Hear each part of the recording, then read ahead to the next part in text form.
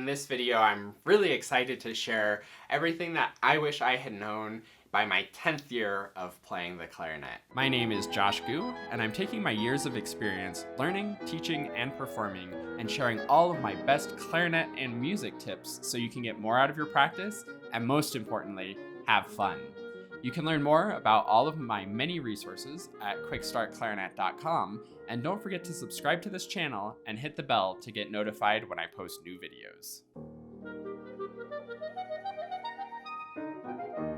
I hope that you've been enjoying this little series. We've done year 1, year 2, year 3, year 5, and now we're at year 10 of the clarinet journey. I skipped a few of them in there because I think the year 5 stuff will really carry you up until year 10 or so. But this is sort of the more advanced guide. And I've noticed as I've been doing these that years 1 through 3 are really the beginner stuff, the things that you need to sort of learn and get the hang of. And once you have the hang of those things, then we get to year 5, which is sort of the intermediate level player. And it takes a while to get through an intermediate level playing because there's a lot of stuff to get there. It's really refining the fundamentals and really knowing how to play. And now we're here at year 10, and this is where you really break into being an advanced player. And again, these years are completely arbitrary. Maybe in 5 years you could break through to being an advanced player.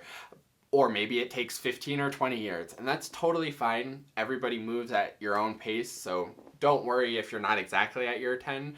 And that's why I wanted to add that little caveat that year 5 is sort of the intermediate stuff, year 10 is sort of the advanced stuff. So if you feel like you got that year 5 stuff down of that intermediate playing where you can do your fundamentals and you really have control over the instrument and you really practice in a really controlled way where you're really getting the results you want out of practice, then I bet you're ready for the tips that I have for year 10 players breaking into those really advanced higher level skills. So the first thing that I wish I had known in my 10th year of playing the clarinet is that it's all about the air. Everything that's hard is because the air's bad. Every big leap, just air. Like 98% of playing is just the air. If you can keep the air going and keep supplying good energy to the reed and keep getting good reed vibrations, everything's going to be easy. And maybe that's a sort of layer to this, is the point of the good air is to have good reed vibrations. So that invites the embouchure a little bit too, where you have to have enough mouthpiece in your mouth. We talked about that in year 1, and it's still important. Have enough mouthpiece in your mouth to keep the reed vibrating. Firm bottom lip so that it's not dampening the reed. With a squishy lip is what dampens the reed, or pinching off the reed, which is too much biting pressure, too firm of a bottom lip, pushing too hard against the reed. Those kinds of things. So if you can set up a good steady embouchure, supply good, strong, steady air, everything's easy. And then it's just a matter of coordinating the fingers really well. And this applies to things like large leaps, going into the altissimo, also articulation. If you are finding undertones or thuds or squeaks or things like that, it's just because you aren't aiming the air and supporting the vibrations of the reed in quite the right way. And I find my sort of secret tip that I'm exploring, I haven't ever had a teacher say this explicitly to me, but this is something that I'm finding in my own playing, is that if you can get the high notes sounding really good, think like a good altissimo D or E or F, if you can get them really dialed in, sounding really clear, really full, really resonant, and then just keep that embouchure, air support, and maybe even the voicing through all the other notes, everything's going to sound better. You'll be able to jump up to those altissimo notes, no problem, and everything's going to be easier. The big leaps, the articulation, all that stuff. Now, along with it's all about air and it's all about reed vibrations, my next tip is to work with the reed. This is something that takes a little bit of practice and a little bit of exploring, and again, the more reeds you play, the better off you're going to be. And this doesn't mean like different brands and different strengths, but just getting several boxes of the reeds that you like, going through them, getting to know each of those reeds' characteristics, and then finding the best ones that work the best for you is great, because when it comes to good reed vibrations and everything being about the air, it also has to be a balance with the reed. If your reed's a little bit softer, then you can't push on it as hard with the embouchure or with the air. If the reed's a little bit harder, then you have to push a little bit harder and put a little more energy into it to get the sound and the results and the response that you want. So it's always a game of learning your reed and exploring how the instrument feels and adjusting your variables to it. So it's going back to year 3, I think, where I said there's no perfect position for where the reed should be on the mouthpiece. There's also no perfect air embouchure setup, voicing setup even, that's going to get the best results for every single reed. Yes, there's a perfect air embouchure voicing setup for one specific reed on that specific day at that specific point in playing, because reeds change a little bit as you play them for even a half an hour. But it's always changing, and that's why it's so important to be flexible. And that kind of ties into this tip of working with the reed, is having the flexibility yourself to work with the reed and know what the reed's giving you and be able to sort of dance with it and find that sweet spot where you're getting the clarity and fullness and resonance and color to the sound that you want. And response, so important part of working with the reed, to be steady and stable here to get the reed to respond the way that you want. My next tip that I wish I had known in my 10th year of playing is that the secret to playing fast is relaxation. Relax is fast. Remember that as a little mantra. Relax is fast. The more easy you're moving your fingers, the more fast they're able to go. And it's so common as we're starting to bump up against our sort of natural ceiling for how fast we can play comfortably, that we try to push faster. Pushing faster never ever works. What we need to do is relax faster. Not try to move the fingers faster and try to get to whatever note we're aiming for or whatever note grouping we're thinking of. We can't do that grouping faster. What we need to do is make the beat faster and keep that relaxed, controlled with the beat. And the secret to that, like I said in year 5, is practicing slow. Practice slow enough that you can just comfortably be in the beat, relaxed, solid. There's where my fingers are going. There's the notes. It's all there. The beat speeds up. I just keep relaxed connection to the beat, moving to it. The beat speeds up. More relaxation, continuing to lead to the beat. And that's however fast you need to go, has to be through relaxation. You can never force yourself to play faster. You can only relax yourself to play faster and move your fingers more easily with less motion. Because it's true that our fingers can move really, really, really fast, really easily. It doesn't take a lot of effort to move the fingers really fast. What is tricky is coordinating the fingers to go fast. It's not a strength issue. We don't need stronger fingers. We need better coordinated fingers and more accurate coordination. And coordination comes from relaxation, because the minute you tense up, those fingers aren't going to move where you want them to go. And even my voice wasn't working well when I was tensed up. So it's about relaxation to go fast. Relax is fast. Now the next one is huge, and one that I don't think I learned until my master's degree, which was about my 15th year of playing, so maybe this is a little extra bonus one. But again, we all move at different speeds. Some people will be doing this at their 10th year, some people will be doing this at their 3rd year. In fact, I encourage even my very earliest students to be doing this as early as possible, but it's one of those more advanced things that takes a little practice. And what it is to actually learn the music. And what I mean by that is most of the time when we're playing, we're trying to learn how to play the music on the clarinet. And we're trying to get our fingers in the right spot, play the right rhythms, which is great, put the dynamics in, that's great. But all of practice has the mindset of, okay, that's the music on the page, now I need to get the clarinet to do it. And I think we spend very little of our time practicing learning the music and asking ourselves, oh, why is that a G sharp there? What's the note pattern that's happening here? What's the harmony? Where is that going? Why is there a crescendo there? How do these accents sound? Are they strong accents? Are they long accents? Is there a quick decay, a slow decay? What kind of staccato? How much space? All of that kind of stuff is the music. Notice I didn't say what I have to do with my air or my tongue or anything like that, because that's the fundamentals of playing the clarinet. That's your warm-up stuff, long tones, technique, and articulation on the instrument.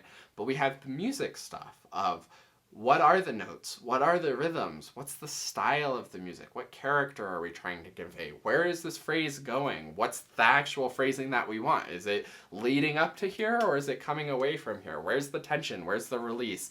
That kind of stuff is the music. And again, I think I played musically and played well through all of my undergrad, but I really feel like that was one of the big things that I learned in grad school, was actually learning the music separate from the instrument. And that's the key, is we don't want to bring the baggage of the clarinet of, oh, that's crossing the break, so that's going to be hard and that note's going to need to pop out.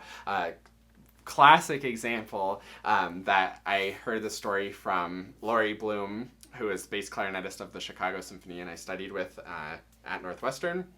He told a story about clarinet auditions where the panel was not just clarinetists, and there was a violinist, I think it was, who asked why in the Mozart concerto on the where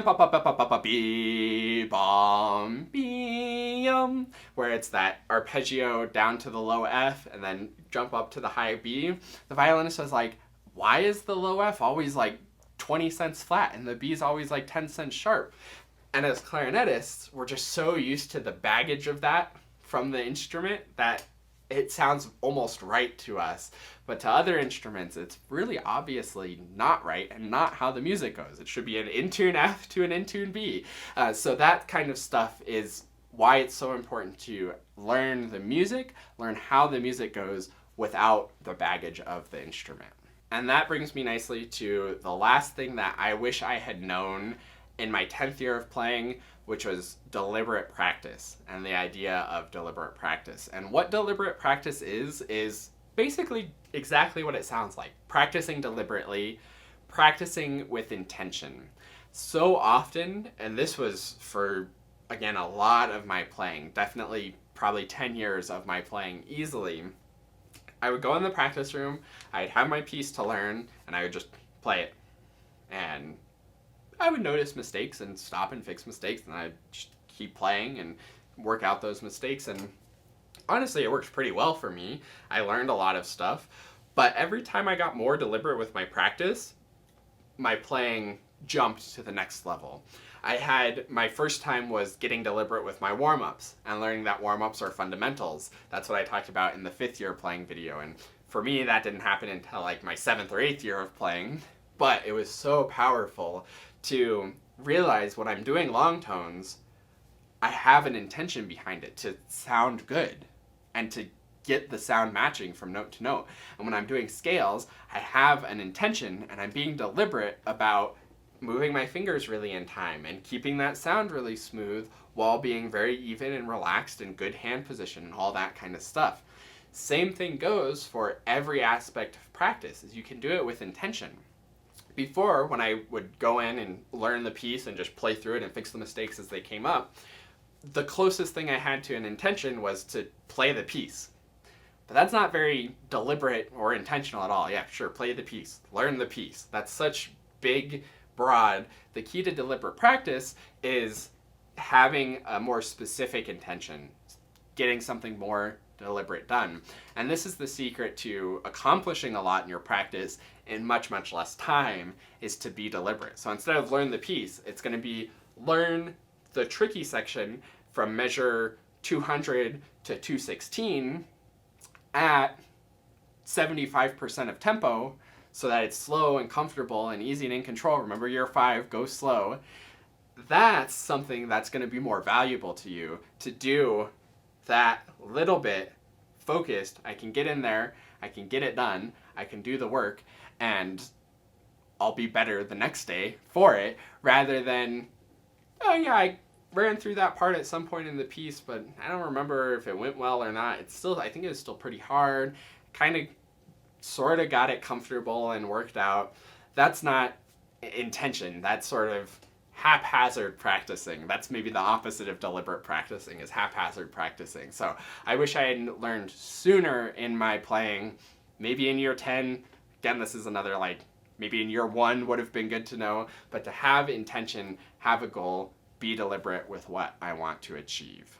So that was my last tip specifically for year 10, but I want to sort of wrap this whole series up and show you some things and point out some things that you may not have noticed, even if you've been really keeping up with this series. But thinking about it, of what I wish I knew in my first year of playing or third year or whatever, feels really linear.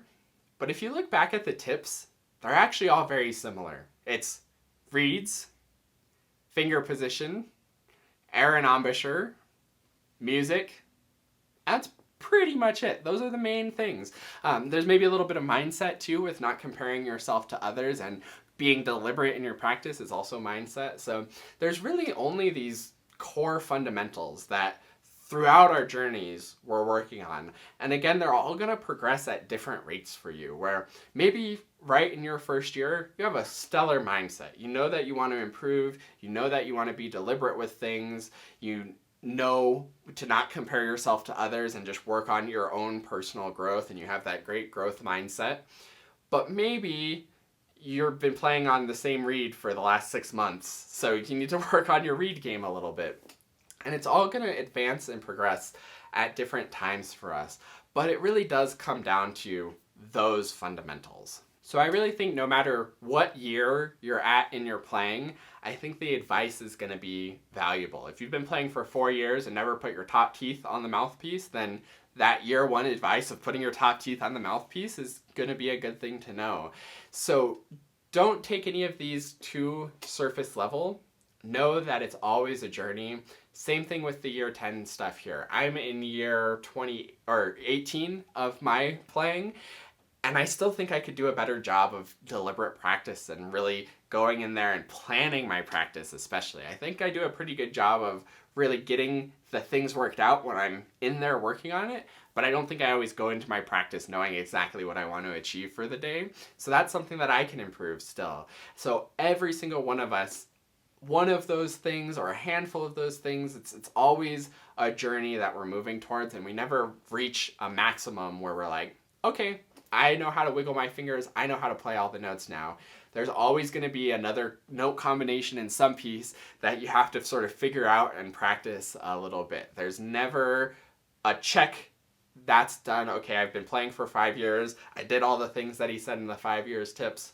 That's not how it works. It's a continuous journey. So I hope that this has been helpful to have these tips and know sort of the categories of things to be thinking about and working on in your playing. Let me know in the comments if there's anything else that I can help with, that you have any questions about, so that you can progress those little fundamental things that you're working on. And absolutely leave a comment with anything that you think I missed, any tips that you think would be good for the sort of more advanced level of playing here at year 10. And if you want to review any of the other ones, I'll put a link in the description to a playlist with all of these what I wish I knew at X, Y, and Z years, so that you can review and watch any of them to see if there's any gaps in the fundamentals that you may be missing. So thanks so much for watching these. Leave a like if this has been helpful, and I look forward to seeing you in another video. And last but not least, a huge heartfelt thank you to the Dennersons. This is like the QuickStart Clarinet family who supports the channel and helps to make everything that I do possible. If you would like to support the channel and get some awesome rewards in return, where we can work one-on-one over video and you can have my full support moving forward on your clarinet journey, then go to quickstartclarinet.com/supporter.